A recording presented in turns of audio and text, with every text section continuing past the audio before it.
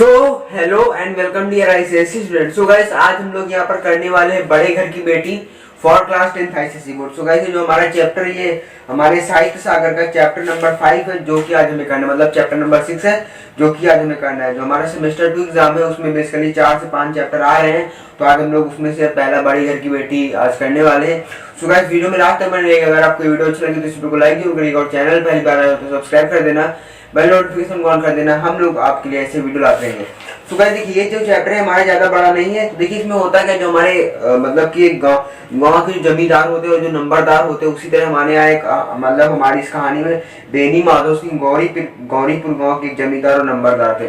मतलब जो हमारे पास मतलब गौरीपुर का गांव है, नहीं मतलब जो गौरीपुर गांव है उसके जो जमींदार और नंबरदार थे उनका नाम था बेनी माधव सिंह। अब उनके मतलब उनके जो पिता मतलब जो उनके पिता दादा पर बाबा थे वो सब बहुत ही अमीर थे, लेकिन मतलब किसी समय वो लोग बहुत अमीर रहा करते थे। लेकिन जब से ये आए हैं मतलब बेनी माधव सिंह है तब से अपनी आधी से ज्यादा संपत्ति वकीलों को भेंट कर चुके हैं किसी केस के ताल्लुकात में।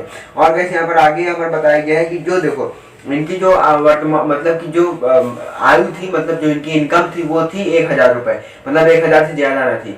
और वैसे यहाँ पर इनके बेसिकली दो बेटे होते थे, ठाकुर साहब के दो बेटे थे। पहले का नाम था, बड़े का नाम था श्रीकंठ सिंह, और मतलब कि जो बड़ा था वो बहुत परिश्रम के बाद उसने बीए की डिग्री प्राप्त की थी। अब एक दफ्तर में नौकर था। मतलब जो उनका बड़ा बेटा था श्रीकंठ, उसने बहुत मेहनत से पढ़ाई की थी और उसके बाद उसको कौन सी नौकरी मिली थी, मतलब कि बीए की डिग्री पास करने के बाद उसको दफ्तर में नौकरी मिली थी। और जो छोटा लड़का है वो उसका नाम लाल बिहारी है। बड़े लड़के का नाम क्या था, मतलब बड़े लड़के का जो नाम था श्रीकंठ, और जो छोटा लड़का था उसका नाम था लाल बिहारी। देखो अब लाल बहादुर जो था वो दोहरे बदन का सजीला जवान था। हरा भरा हुआ मुखड़ा, चौड़ी छाती, भैंस का दूध से ताजा दूध सुबह सवेरे उठकर पी जाता, मतलब वो दूध का शौकीन था और वो शरीर सीधा फिट एंड फट था। आगे देखते हैं। अभी देखो यहाँ पर आगे यहाँ पर दिया गया है। देखो अब इसके बाद यहाँ पर क्या होता है, जो हमारे श्रीकंठ जी थे, मतलब जो हमारे श्रीकंठ थे वो मतलब बेसिकली गांव में जो परिवार से तो उनको बेसिकली मतलब होता नहीं कि एक तरह उनको लड़ने से बचाना, मतलब बेसिकली उन्होंने कहा वो पूरे परिवार को एक संयुक्त कुटुंब में रखना पसंद करते थे। मतलब उसके वो मतलब उसकी तरफ थे। बाकी जिन लोगों का परिवार टूट जाता था वो ये उनको भी सपोर्ट करते थे ताकि उनका परिवार न टूटे। और वैसे यहाँ पर अब देखिए यहाँ पर होता क्या है, यहाँ पर जो श्रीकंठ होता है, देखो मतलब श्रीकंठ तो मतलब जब बीए की नौकरी करता है, मतलब बीए की नौकरी मतलब जो बीए उसने डिग्री प्राप्त की है उसके बाद दफ्तर चला जाती है। मतलब हफ्ते में एक बार आता था, उस दिन एक बार मतलब यह चले गया था ड्यूटी में। उसके बाद क्या होता है, जो हमारे पास यहाँ पर मतलब कि आनंदी जो थी, आनंदी अब जो श्रीकंठ होता है उसकी शादी हो जाती है आनंदी के साथ। ये आनंदी कौन होती है, ये होती है मतलब कि यहाँ पर जो हमारे पास एक मतलब पासी का गाँव था जिसके मतलब कि जो आनंदी बहुत ही पढ़े लिखे और उच्च परिवार की उच्च कुल की लड़की थी। और इसके पापा जो थे मतलब कि छोटी सी रियासत के तालुकेदार थे। विशाल भवन, एक हाथी, 3 कुत्ते, झाड़ फानूस, ऑनरेरी मजिस्ट्रेटी और ऋण जो एक प्रतिष्ठित तालुकदार की योग्य पदार्थ है। यह सभी यहाँ विद्यमान, मतलब उनका नाम भूप सिंह था। जो आनंदी के पिता थे उनका नाम क्या था, भूप सिंह था। तो जो श्रीकंठ मतलब कि जो हमारे पास बेनी माधव सिंह के बेटे श्रीकंठ, बड़े वाले बेटे श्रीकंठ की शादी हो जाती है यहाँ पर हमारे पास किसके साथ हो जाती है, आनंदी के साथ, जिनके बाप का नाम होता है भूप सिंह। तो उनकी शादी हो जाती है।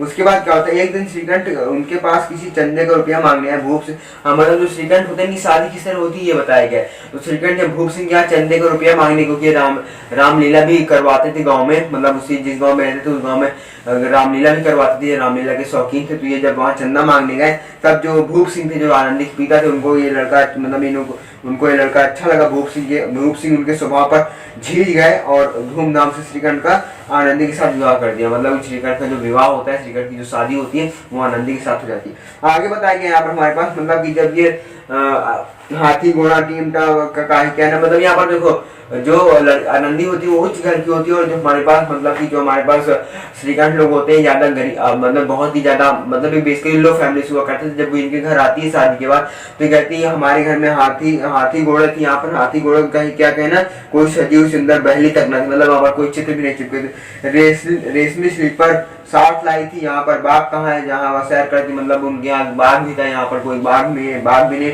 मतलब यहाँ पर बेसिकली बहुत ही गरीब परिवार से थे श्रीकंठ लोग, तो जितने ज्यादा अमीर नहीं थे। तो जो वहाँ पर बड़े यहाँ वो अपने गांव में बहुत, अपने मायके में बहुत ज्यादा शौक पूरी करती थी, पर वो शौक यहाँ पर नहीं पूरा कर सकती थी क्योंकि यहाँ पर लोग अमीर, मतलब ये लोग अमीर नहीं थे। उसके बाद यहाँ पर एक दिन का टाइम था लेकिन कि जो आनंदी होती है वो किसी तरह अपने आप को इस बड़े घर से छोटे घर में अपने आप को एडजस्ट कर लेती थी, लेकिन कर लेती है। एक दिन की बात है जब हमारा जो लाल बिहारी था, मतलब जो श्रीखंड का छोटा भाई लाल बिहारी, वो मतलब कि वो जो होता है वो चले एक दो चिड़िया लेकर आते हैं, क्या लेकर आते हैं, किंतु एक दिन दोपहर के समय लाल बिहारी सिंह दो चिड़िया लिए हुए हाथ और बाबा से बोला जल्दी से पका दो, मुझे भूख लगी।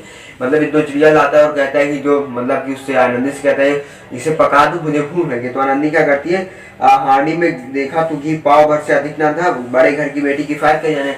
अब जो आनंदी थी वो बड़े घर की बेटी थी, उसको किफायत तो कुछ पता नहीं थी, तो जो हांडी में पाव भर का घी था तो उसने सब उसी मतलब की चिड़िया बनाने में डाल दिया था। अब उसके बाद क्या हुआ था, जब लाल बिहारी खाने बैठा तो दाल में घी नहीं था।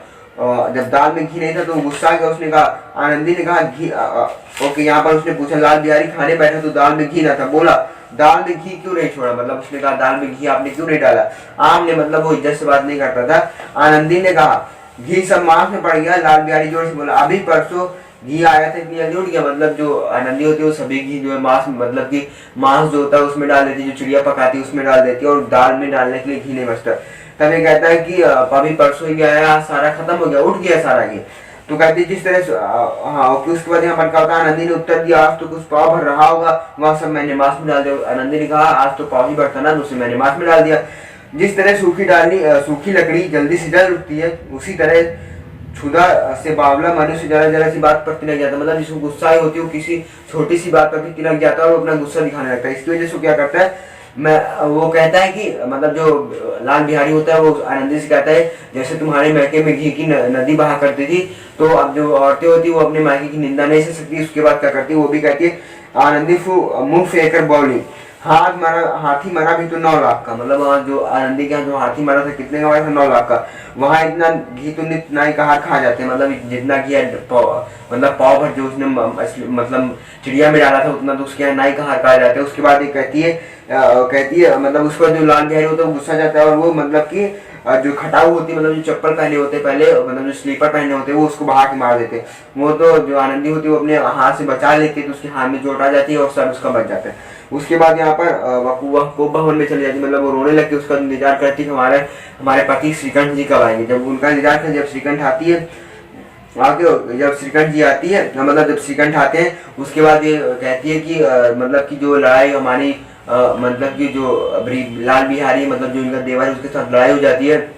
तो श्रीकंठ जी कहते हैं ऐसा क्या हुआ, तब उसका कहते तो जो आनंदी होती है वो कहती जाकर उन्हीं से कुछ पूछते। तो जब उसे कहने जाती तो उसके जो मतलब इनके जो पापा होते हैं और जो लाल बिहारी होते हैं दोनों एक साथ हो जाते हैं और कहते हैं कि अपनी बहू अपनी मतलब पत्नी को समझा लो, ये मतलब आदमियों के बीच में बहुत बोलने लगी। उसके बाद यहाँ पर क्या होता है, वो फिर मतलब आनंदी के पास आ जाता है और फिर आनंदी बताती है कि मतलब घी के बारे में, मतलब जितना भी केस हुआ था उसके साथ वो सब उसने बताया। कहा उसने मुझे चप्पल फेंक कर मार दिया। उसके बाद फिर उसने कहा कि देखो उसने कहा क्या यहाँ तक तो हो गया उस छोकरे का साथ, मतलब जब उसने चप्पल फेंक मारी तो उसने मतलब कि जो हमारे पास श्रीकंठ जी ने कहा कि इतना हो गया उस छोकरे का साथ। उसके बाद कहता है कि अब मैं मतलब कि मेरा इस धर्म में निर्वाह नहीं होगा, मैं तुम्हारा मुंह नहीं देखना चाहता। मतलब कि श्रीकंठ कहता है मैं लाल बिहारी का मुंह नहीं देखना चाहता। और उसके बाद क्या कहता है, वो कहता है अपनी खिचड़ी अलग पकाइए। मतलब कि जो हमारे पास आनंदी और श्रीकंठ थे दोनों कहते हैं अपनी खिचड़ी अलग पकाई जाए, रोज रोज झंझट से हम लोग तंग आ चुके, अपनी खिचड़ी अलग पकाई जाए। ये जब कहकर चला जाता है उसके बाद क्या होता है, जो आनंद मतलब जब कहता है मैं अपने भाई का मुंह नहीं देखूंगा, मतलब श्रीकंठ कहता है मैं लाल बिहारी का मुंह दोबारा नहीं देखूंगा। उसके बाद लाल बिहारी जब ये बात सुन लेता है तो उसको बहुत बुरा लगता है और वो उसके बाद घर छोड़कर जाने लगता है। तब उसके बाद जो आनंदी होती है वो किसी तरह मतलब कि टूटे हुए घर को बचा लेती है। मतलब आप समझ सकते हो जो बड़े घर की बेटी होती है वो टूटे हुए घर को बचा लेती है। और यहाँ पर लोगों ने कहना शुरू कर दिया, देखिए हम आपको बताते हैं। हाँ, श्रीकंठ सिंह का देखिए यहाँ पर क्या हुआ, जब तक मुझे मालूम न था कि लाल बिहारी इतना कहे लौट पड़ा और शीघ्रता से दरवाजे की ओर बढ़ा। अंत में आनंदी कमरे से निकलकर उसका हाथ पकड़कर लाल बिहारी ने पीछे मुड़कर देखा और आंखों में आंसू भरकर बोले मुझे जाने दो। कहाँ जा रहे हो, जहाँ कोई मेरा मुंह न देखे। मतलब उसके भाई ने कहा था ना कि जहाँ कोई मेरा मुंह न देखे तुम वहां जाओ, मतलब मैं उसका मुंह नहीं देखूंगा। मैं तुम लोगों के साथ रहने योग्य नहीं हूँ। मतलब ये कौन कह रहा है, ये हमारे पास श्रीकंठ कह रहा है, मतलब लाल बिहारी कह रहा है तुम्हें मेरी सौगंध अब एक पग भी आगे न बढ़ना। ये कौन कह रहा है, श्रीकंठ कह रहा। जब तक मुझे यह ना मालूम हो जाए कि भैया का मन मेरी तरफ से साफ हो गया तब तक मैं इस घर से कदापि न इस घर में कदापि न रहूंगा। श्रीकंठ का हृदय पिघला। उन्होंने बाहर आकर लाल बिहारी को गले से लगा लिया। दोनों भाई खूब फुट फुट कर रहे। लाल बिहारी ने सिसकते हुए कहा अभी मत कहिएगा कि तुम्हारा मुंह न देखूंगा, मतलब उन्होंने कहा मैं दोबारा या ऐसी बात मत कहिए कि मैं आपका मुंह नहीं देखूंगा। तो यहाँ पर बताया समरी ये होती है जो बड़े घर की बेटी होती है वो किफायत नहीं जाती और वो आखिरी में मतलब पूरे परिवार को टूटने से किसी तरह बचा लेती है। तो बड़े घर की बेटी बड़े घर की बेटी ही होती है। सो गाइस आई होप आप लोगों को ये वीडियो अच्छा लगा। अगर आपको ये वीडियो अच्छा लगा तो इस वीडियो को लाइक करके चैनल पहली बार सब्सक्राइब कर देना, बेल नोटिफिकेशन ऑल पर सेट कर देना। हम लोग यहाँ पर आपके लिए ऐसे और चैप्टर्स लाते रहेंगे। So guys bye bye, take care, stay home, stay safe. I hope you all are doing well.